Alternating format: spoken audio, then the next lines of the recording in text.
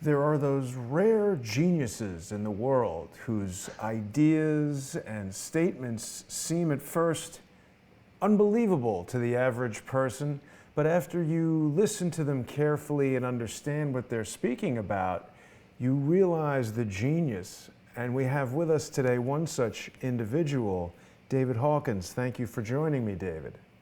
That is a terrifying introduction, Jason. How am I going to live up to that? Well, it's purely factual because when I was first introduced to you, David, your investigative style of locating patents that match the signature of a particular crime, it didn't even make sense to me at first. But of course, you've shown us over the course of several interviews and episodes you've done here on Crowdsource the Truth, and of course your amazing work with Field McConnell at Abel Danger, your colleague and associate for many, many years. You've shown us that this method is not only sound, but amazing in what it reveals in terms of the perpetrators of these various crimes. And today we're going to, of course, be speaking about what appear to be false flag operations related to, in one case, Novicihok gas attributed to the Russian government. But of course, we've been hearing most recently about a chemical gas attack in Syria, and the drums of war are beating quite loudly. There's been a lot of reporting about U.S. warships moving towards Syria. How, David, would you say this Novicihok attack in the United Kingdom, how has that been used to prepare people for or possibly create a pretext for war against Russia? There's been so much anti-Russia propaganda the past year or two. Well, good question, Jason. And I guess it goes back to British intelligence. Now, can you hear me all right? Absolutely. Ah, okay. So in World War II, a small group that grew, I think, to about 250 people with the nickname Churchill's Toy Shop was formed, directly answerable to Winston Churchill, the late Winston Churchill, whose two grandsons, and we keep coming back to that, one of them is Rupert Soames, who is the chief executive officer of Serco, which has weaseled its way into every significant United States government department as an outsourcer. And just as a flavor, I'm going to answer the question, but inevitably it's a bit roundabout. So Serco runs the United States National Visa Center. Serco runs the United States Patent and Trademark Office. Serco runs the Defense Ammunition Center. And when I talked to my American friends, I said, what the hell are you guys doing? Why would you allow a British company with what appears, if it was an individual, to have a long criminal record, would you believe, Jason, of moving prisoners around into a crime scene and then putting them back in jail with a nearly perfect alibi that dates back to the predecessor organization of Serco, which was Radio Corporation of America, Great Britain, 1929, and was probably the company that put together the suite of patents used by the Japanese to attack Pearl Harbor. Wow. Right? I mean, it's not. The fact is, I invented a patent called the deductive computing machine, so I'm very familiar with this. And the extraordinary thing about patents, or the language of patents, is it's very, very precise. And the reason it's precise is because the patentee, or the inventor, or the assignee, or the prospective owner or custodian of that patent has to go to a patent officer and prove that what they've got is novel, useful, and doable. Right? And yes. They invent these. It's an artifact. I'm not sure if that's the right word. It's an unreal or a virtual person who they describe as someone who is skilled in the art. So I think you've had a career in filmmaking, I believe. Correct. So, for example, let's say someone has invented a device on a RED camera. I believe RED cameras are quite top-of-the-line cameras. Indeed. If you look at the RED camera, they've got a thicket of patents, right? Probably 40 or 50 relating to every element in a RED camera. Now, I'm not in that industry, but let's say you wanted to make a horror film or a snuff film, right? Now, people who make horror films and snuff films, the great majority of them, it's not something that particularly turns my crank, if you will, but they use actors, right, Yes. to make a simulation of a horror film or a simulation of a snuff film. Some of those are successful, some not. But that community that makes simulated snuff films would be very well qualified to make an actual snuff film, right? Certainly people with the skills to make a horror movie would have the skills to make a snuff film, yes. Right. So if you find or identify actors and crisis actors who are skilled in the art of simulated snuff films, they would be skilled in the same art of making a real snuff film. Indeed. And it may very well be that the actors involved in that process are not aware that the simulation is going to turn real. Right. So on 911, for example, no, let's go to the Novicihok situation. Right, we're told by Theresa May, who is being advised in the United States Cabinet Office by people who are expert in simulations, including Serco, what they would like the public at large to believe. And Serco, at an outfit called Hawkins in the United Kingdom, is engaged in the business of emergency center planning, where they take their client's communication system and they inject fake news or media plays to test the ability, in this case of the British emergency services, to respond to a simulated chemical agent attack. So in the Wiltshire area, just down the road, I think it's about 10 minutes drive from Salisbury, which is a beautiful old cathedral city in the UK, there's a place called Porton Down. Did you ever hear of an outfit called Porton Down? I've heard of it from you. Right. Well, Porton Down is developing a whole range of chemical and biological agents and the antidotes for such agents, including the Ames strain of the anthrax bacillus used in the letters that were sent to various senators and media groups after 9/11. Right? So Mr. Mueller, Robert Mueller, the famous former FBI director, he must have known that there were, and I think he became the FBI director around the 5th of September, just a few days before 9/11. I believe. One it week, 4th? precisely, yes. Now, what would be the name of that facility, David, in Porton Down? Well, the name of the facility is Porton Down, right? And it's, I think, the Defense Research Agency, right? Porton Down, have you got that? I've got Defense Science. Well, I'm trying to find it here. Porton, Porton Down, DOWN. And they've got a whole range of very smart scientists and engineers working on chemical and biological warfare and the antidotes thereof. Right? Now, one of the chemical agents they would have been working on is Novicihok. Now, the accusation is that the only people who had significant stocks of Novicihok were the Russians. But the Russians have quite rightfully pointed out, we certainly did have chemical weapons, but they were dismantled under the supervision of the Defense Threat Reduction Agency of the United States.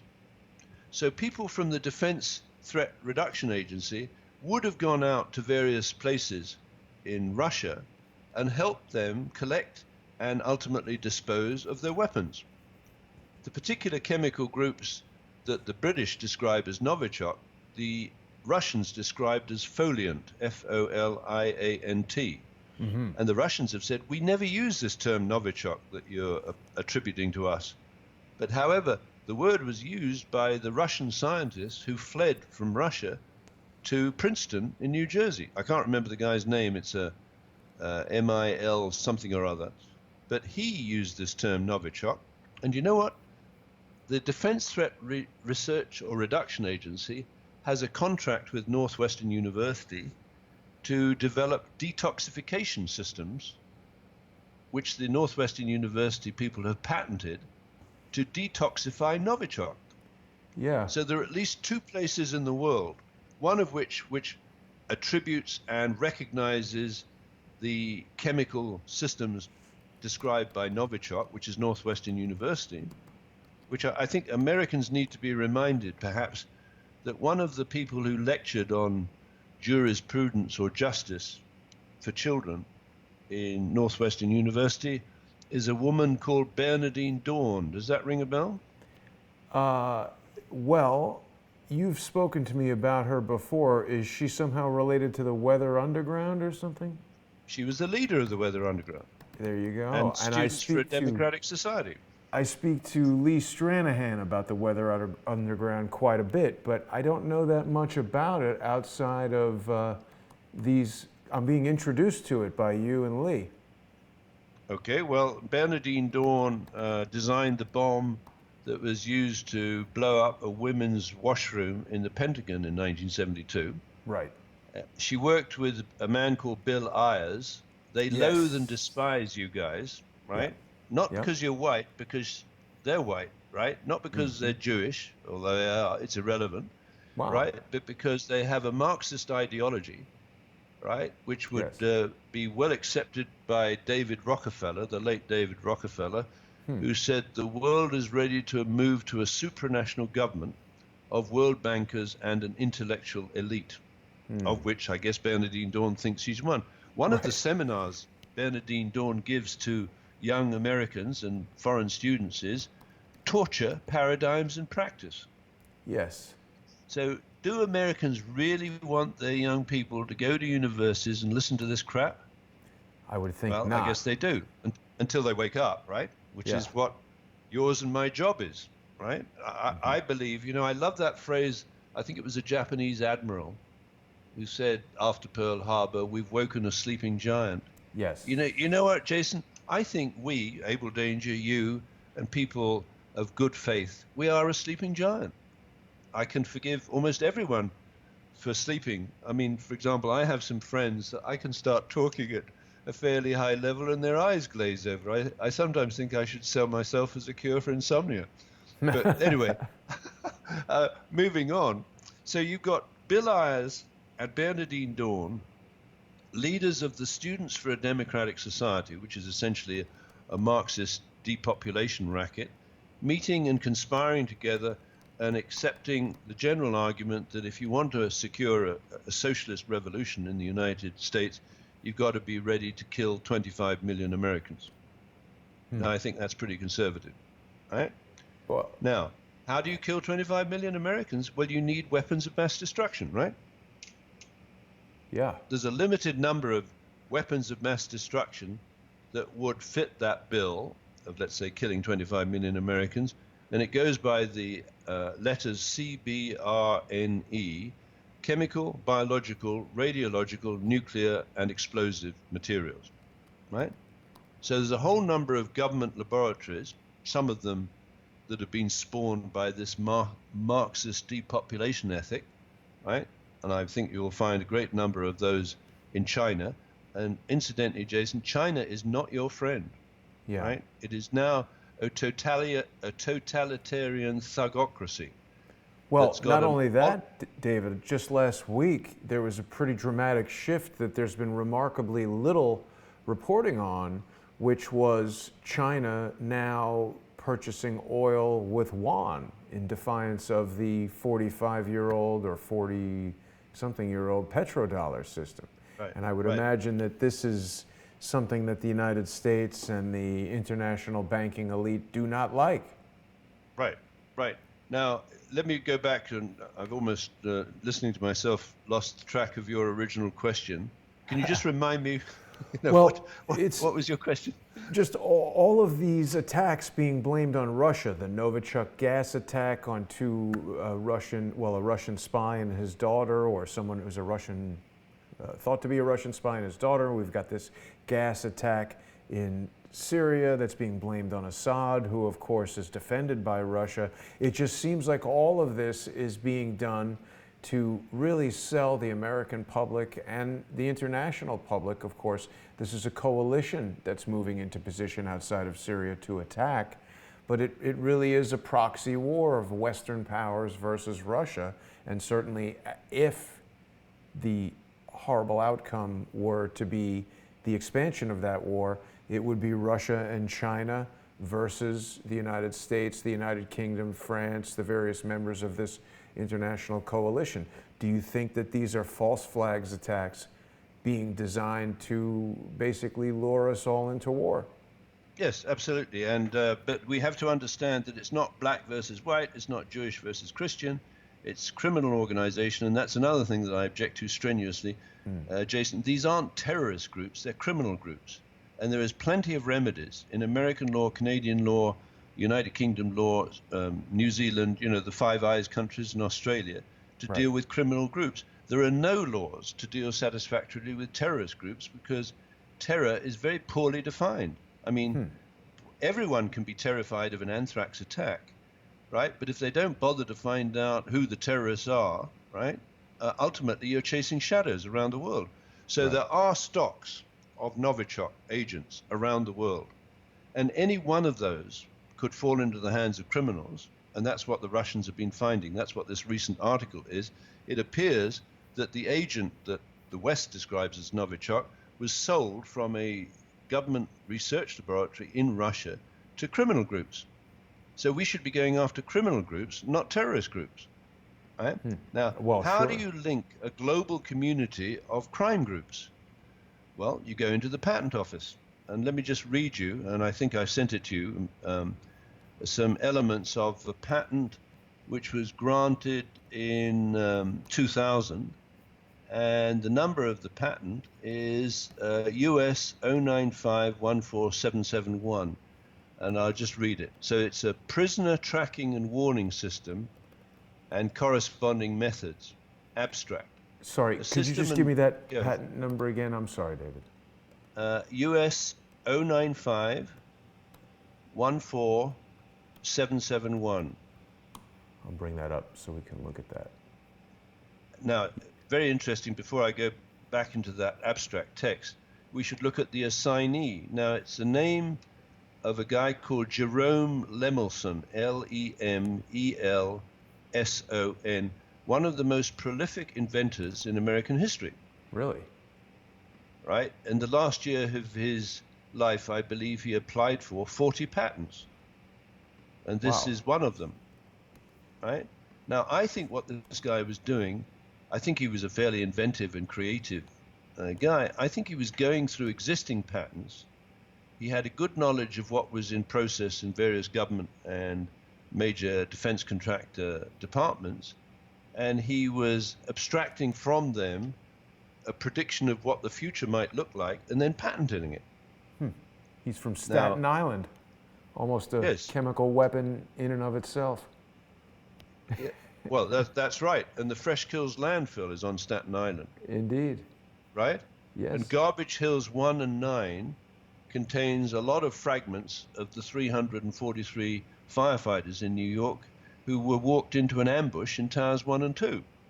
Right. And my statement is, and one doesn't have to be a forensic investigator, is to say, well, let's dig up those body bits which are in the garbage piles, because, the mentality of the Bernadine Dawn and Bill Ayers is, well, firefighters are just garbage, right? We'll bury it. But you know what they're burying? They're burying evidence of the temperature of which those firefighters died.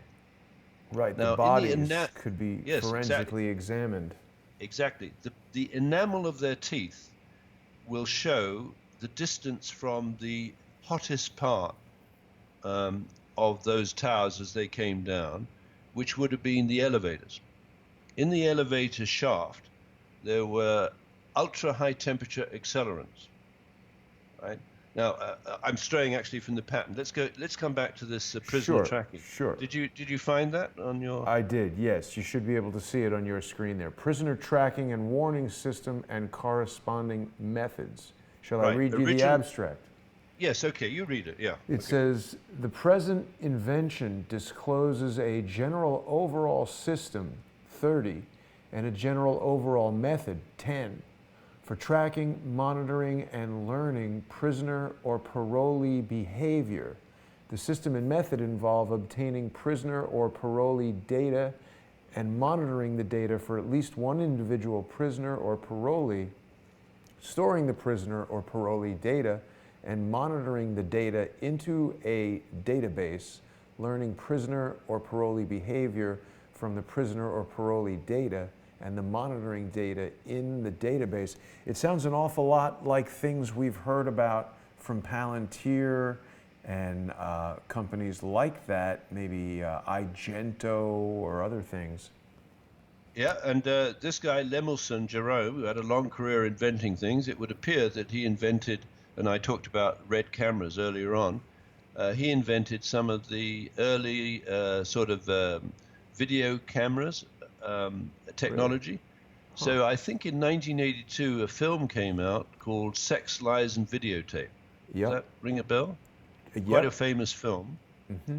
And that would be 4 years after Field McConnell's sister, Kristine Marcy, conceived what was described in an article by Judy Mann in Washington Post as a Mendenhall's baby.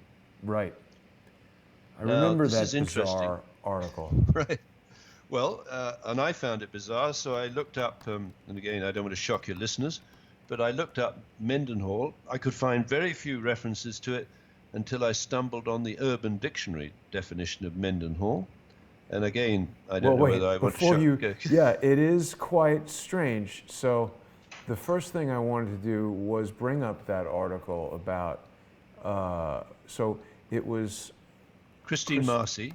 Yeah, there we go. Here, I've and got I think right it was here. Judy Mann, I think was the writer, she's now dead, who was I don't know whether she was a lesbian, but she was a feminist and an activist, believing that women had been denied their rights because of, nasty, chauvinistic, pig white men, etc., etc., and they needed a bit of a boost.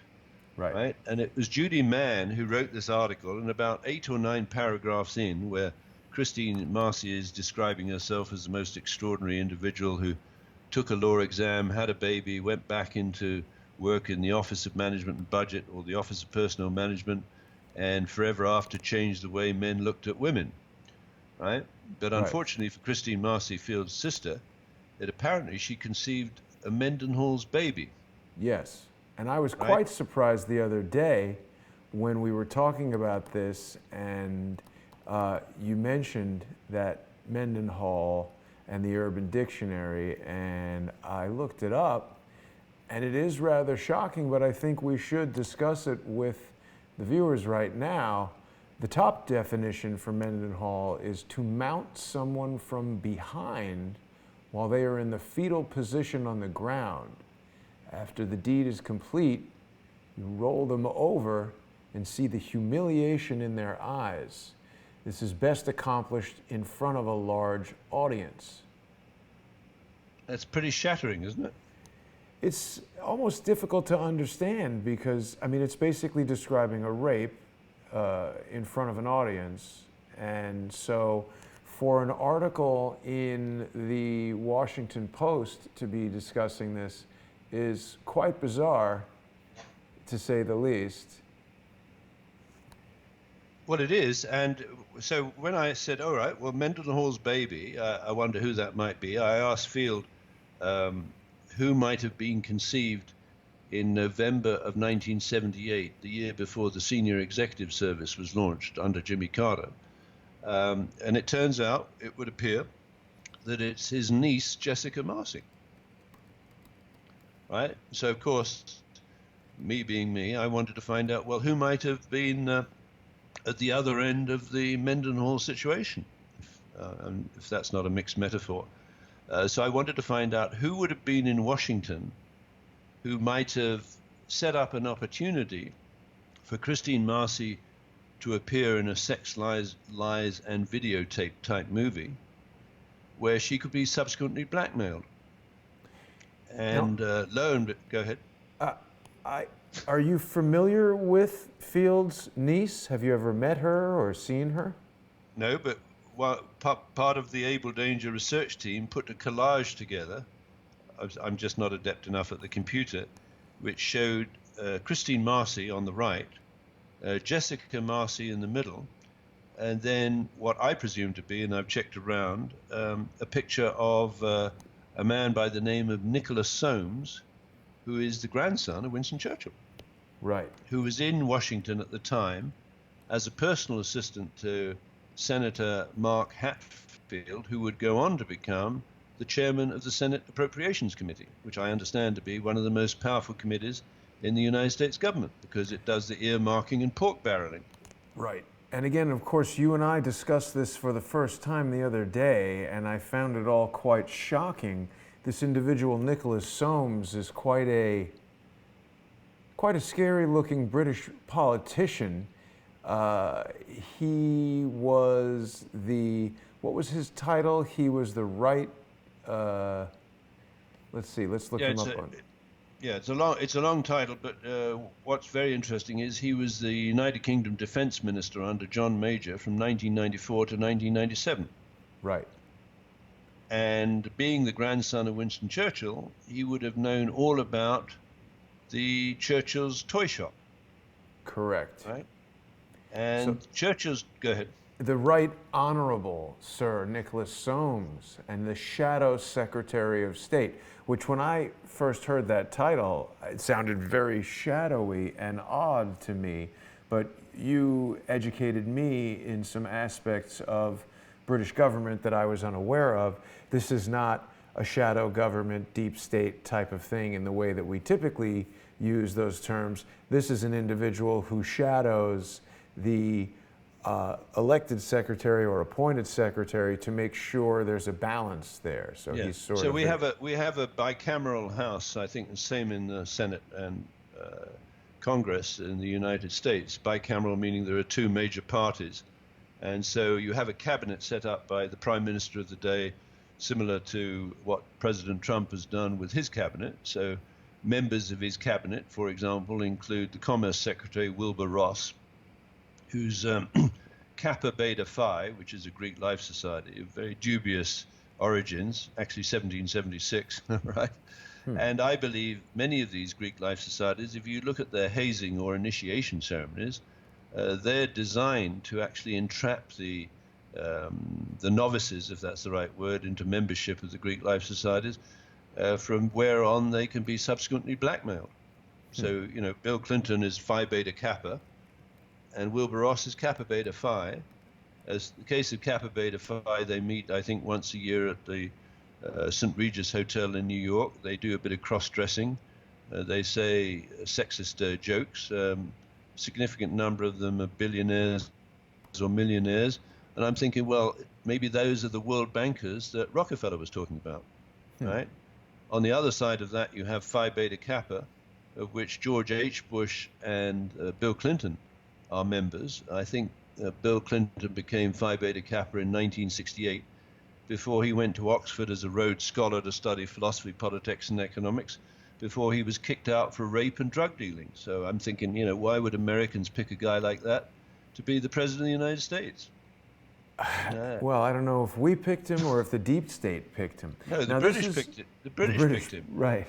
It's interesting, and it comes back to the main topic of today's show, and I apologize for digressing, but when I put in Jessica Marcy and Kristine Marcy, I come up with this blog post from National Geographic, and this appears to have been entered in 2009. Jessica Marcy served as a Peace Corps volunteer in Mali from 2003 to 2005, and currently, or at least in 2009, worked as a web reporter at Kaiser Health News, a nonprofit news service committed to in-depth coverage of healthcare and policy. And of course, when I search for Kristine Marcy here, there is this thing. We would have to read the posts here, and the thumbnail image appears to be missing, but they're talking about L'École de Madame Kristine Marcy. And then it goes on to say, my mom actually just returned last week from Mali. She took a trip there to volunteer with Global Smile. So it does seem that this Jessica Marcy, who is writing for National Geographic, is in fact the daughter of Kristine Marcy, referring to her as my mom. And so we can see a photograph of someone named Jessica Marcy right here on LinkedIn, who is a filmmaker and the creative lead. Went to Columbia University Graduate School of Journalism and lives in the Washington, D.C. metro.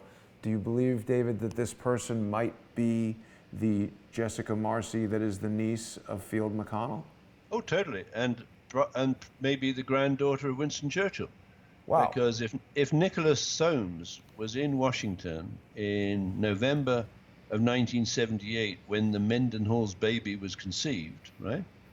Then all we need to do is get a photograph of Nicholas Soames, and that's been done, and put it beside Jessica Marcy, and it's a bit like the Chelsea Clinton Webster Hubble, you know, where that loose sort of jowly type, and really, what horrifies me is that almost inevitably we're throwing the spotlight on a probably innocent woman, which is Jessica Marcy, right? Who, if she really is the Mendenhall's baby conceived by Nicholas Soames, what a way to blackmail a woman who would become the most powerful woman in America, and that's Kristine Marcy. Now, why people might say, well, who the hell is, again, it's one of these situations, you've got a bureaucrat that's so deeply buried in the American psyche, most people have never heard of her, even though we've been banging on for about 10 years about this woman and how dangerous she is. But how, I don't understand, David, how would this man, being the father of Jessica Marcy, a very likely innocent individual, how would that constitute blackmail of anyone? Well, because if you under sex lies and videotape, if someone's videotaping Kristine Marcy being mounted from behind in the fetal position and then rolled over to see the humiliation in her eyes in front of a large audience, that would be pretty embarrassing for Kristine Marcy. Right. Right? I don't remember the film Sex, Lies, and Videotape, what it was all about. But... Oh, I think it was 1982, and just the title itself, but I'm always interested in the technology. So I'm interested in who invented the technology of the videotape. Well, it turns out Ampex, it's Jerome Lemelson, the man who is the original assignee for this prisoner tracking. Really? So how does that correlate? Well, that means you've got a Jerome Lemelson, a highly creative person who's trolling through the patent office, trolling around the defense establishment and the United States Department of Defense, looking for technologies that he can subsequently patent and then collect royalties. And what I'm saying is, for me, it's highly likely this guy was being blackmailed. Because again, if you control the patent office of a sovereign power, you control the sovereign power. And in the United States, the British control the patent office, the United States Patent and Trademark Office, and they've done it since 1802, when the first patent superintendent was the Anglo-American William Thornton. Now, unfortunately, I've got to leave it in about 16 minutes, Jason. I hope I haven't let you down there. Did you want to focus some discussion in the next 16 minutes? Well, I mean, again, it's always fascinating, David, to see the directions that we go in and the connections that are made. I think that what we really want to talk about and think about is how the Novicihok gas, you know, we've identified from your previous interviews that there are stocks of Novicihok in Chicago at Northwestern University.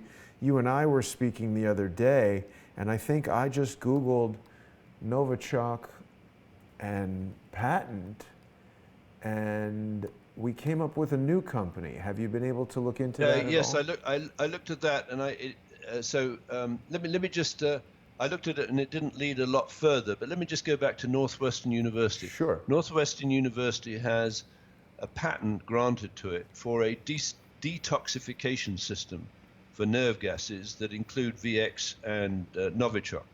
Yes. And that's under the auspices of the Defense Threat Reduction Agency. The Defense Threat Reduction Agency, if you Google Senior Executive Service and the Defense Threat Reduction Agency, to all intents and purposes, the Senior Executive Service, which was founded by Kristine Marcy, controls the Defense Threat Reduction Agency.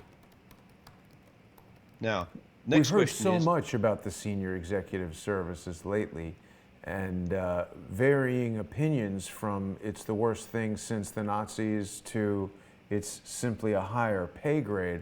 what is this Defense Threat Reduction Agency, and what should we know about it? Well, like its name implies, it looks around the world to see if there are stocks of Novicihok or various other chemical or biological or radiological or nuclear or explosive weapons that should be dismantled in order to increase the security of the world. Unfortunately, the senior executive service is embedded in the Defense Threat Reduction Agency, so they would have had access to the Novicihok stocks at Northwestern University, right?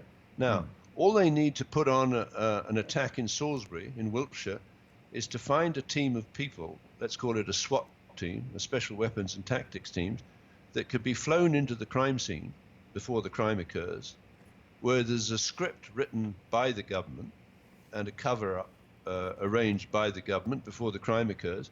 So how do you transport SWAT teams unintercepted into an area, a crime scene, before the crime occurs?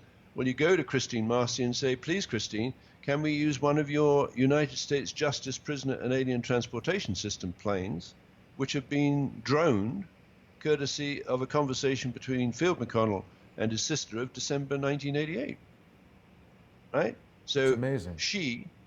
So she was, I was trying to estimate how many prisoners she might have flown, perhaps under this prisoner tracking and warning system, around the world since she didn't invent the idea, since her conversation of December 1988 with her brother, Field McConnell, where she told him, look, the airlines don't like transporting prisoners shackled to the seat because of safety, so we're thinking of buying our own planes. Well, that's a giveaway. Why would a woman who's a senior bureaucrat think that she could buy her own planes, a quasi-private airline? Well, she created with Eric Holder the United States Department of Justice Asset Forfeiture Fund in 1984. With Eric Holder? With Eric Holder. And also she created in 1984 the database for the National Center for Missing and Exploited Children.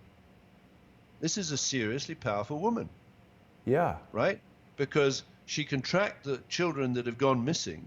She can put the parents in jail. She's now separated parental protection from the young, vulnerable child. She takes that child in ConAir plane to a different state, right? Outside a prison. Maybe the children come into the prison and actually service the prisoners. And that's one way of keeping the prisoners loyal and obedient.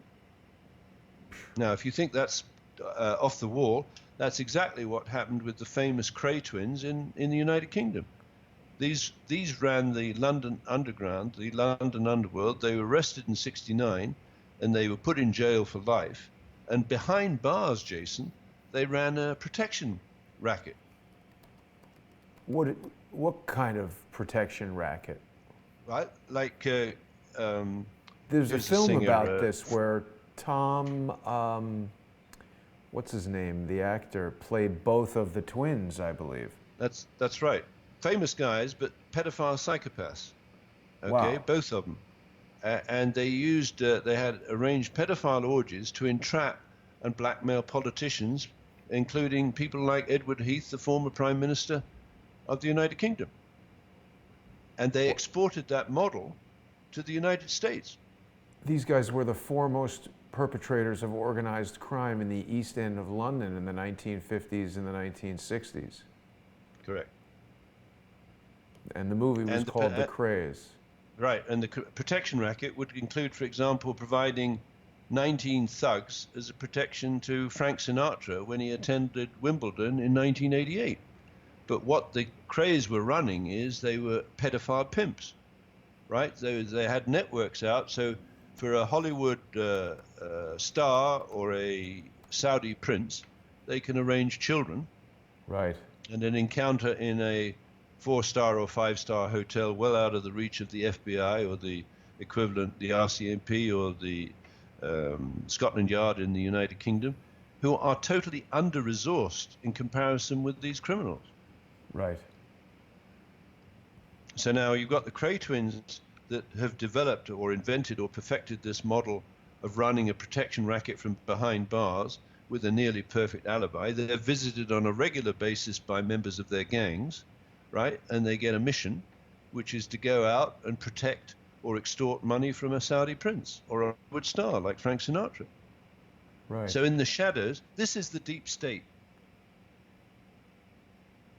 These are criminal organizations based within the prison system, courtesy of people like Kristine Marcy, who was senior counsel for the United States Marshal Service, right? And she was flying these people around, and I can guarantee, well, no, I can't guarantee you, I will bet, Jason, that she provided the explosive experts to bomb the Murrah building in Oklahoma City. Wow. Joe Napoli wants to know if this is connected to the IRA.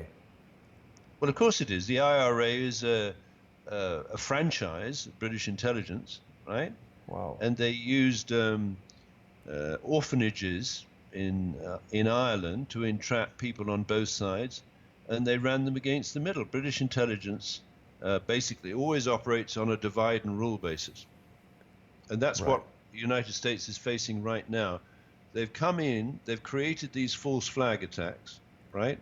And they're trying to get Russia and China and the United States at loggerheads, right? If there's a shooting war or a killing war, so be it.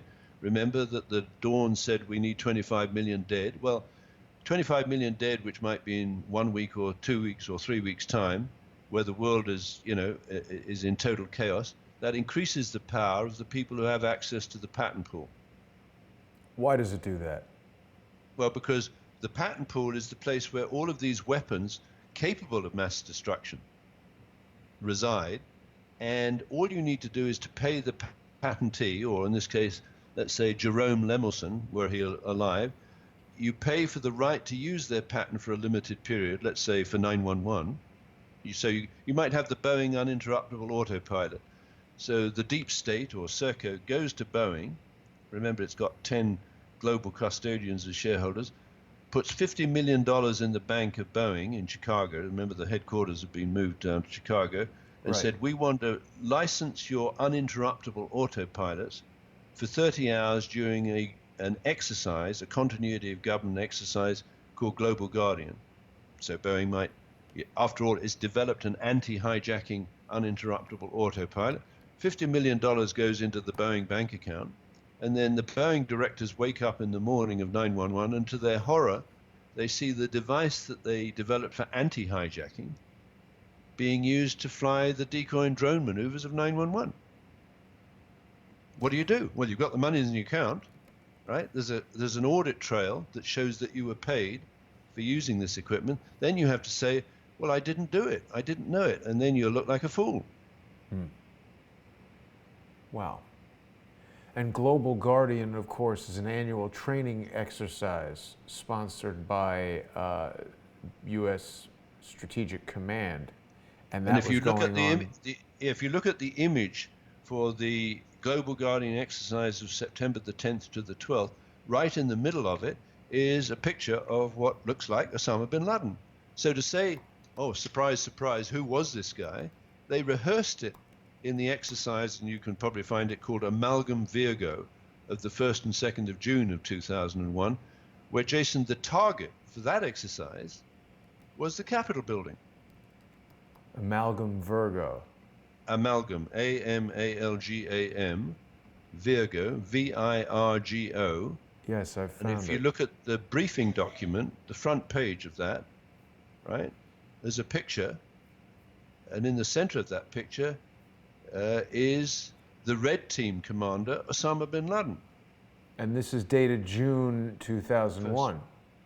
Correct. So it was a rehearsal, a full dress rehearsal, where you had a blue team in the United States trying to defend the United States against a simulated attack, which involved, I think it was a Boeing 757 hijacked in the simulation over Alaska, flying south over a town called Abbotsford in British Columbia, then turning east, and the target is the Capitol building, which was designed by Dr. William Thornton, the first superintendent of the United States Patent and Trademark Office. Why is that significant? Well, it's significant because William Thornton was Anglo-American. He was appointed by Jefferson as the first superintendent of the Patent Office. He was the architect for the Capitol building, so let's say that. But around 1811, he was approached by a guy who had invented a rifle to grant a patent. And Dr. William Thornton said, well, I'm not going to grant you the patent because it's got too many features that resemble the Ferguson rifle patented in 1776 in the United Kingdom. However, if you add my name to the patent, I'll grant you the patent. So already you've got an indication that the British are weaseling their way through into the American Patent Office. And today, unfortunately for the United States of America, the British control the United States Patent Office, which is not very smart, if I may be so rude. David, it's mind-blowing information how it connects and all of these. It's a lot to think about. Let me give you one very concrete example, right? Please. And I think I might have talked about that already. It relates to the murder, and it's a cold case, so your listeners, everyone I think who's listening to us today, there's a secret Sherlock Holmes in them. They would love to be able to follow the clues and identify the culprit before the author reveals it in the last chapter. Do you think that's fair? Yes. Okay, so you take Valerie Percy. I think she was murdered in 1966 in her parents' home in Chicago, a mansion, so very wealthy. Her father, Charles Percy, was the chairman of Bell and Howell. Right. And remember, the Zapruder camera, Abraham Zapruder was using a Bell and Howell top-of-the-range directors ringed with patents, etc., to film the JFK assassination and capture the money shot of his head being blown up. Right? The ultimate snuff film. The ultimate snuff film, with what would have been possible to time exactly when he died, because the other shots hadn't killed him, but when his brain was splattered over the back of the vehicle, then obviously the guy was dead. So Valerie Percy would have been in a position to suspect that maybe that Bell and Howell camera that was supplied to Abraham Zapruder was part of a conspiracy, in which case the conspirators would have been concerned about her as a potential whistleblower, right? Right. So now, how do you kill her and make it look or get away with that murder? Now, I think, have we discussed this before? We have, and we saw an individual whose name escapes me at the moment. Peter G. Peterson. Peter right? G. Peterson? Yes, and I'll race because in 2 minutes I got to go. But sure. What happened is, so I Google for a patent that might fit the injuries reported to Valerie Percy, and it turns out she's got a triangular dent in her skull, and she's been stabbed multiple times in the breast and the belly. So yes. I look up patent, Bell and Howell, see if I can find a possible weapon, and I find a tripod which fits perfectly the characteristics of that crime scene. I then Google... Is this Peter George Peterson?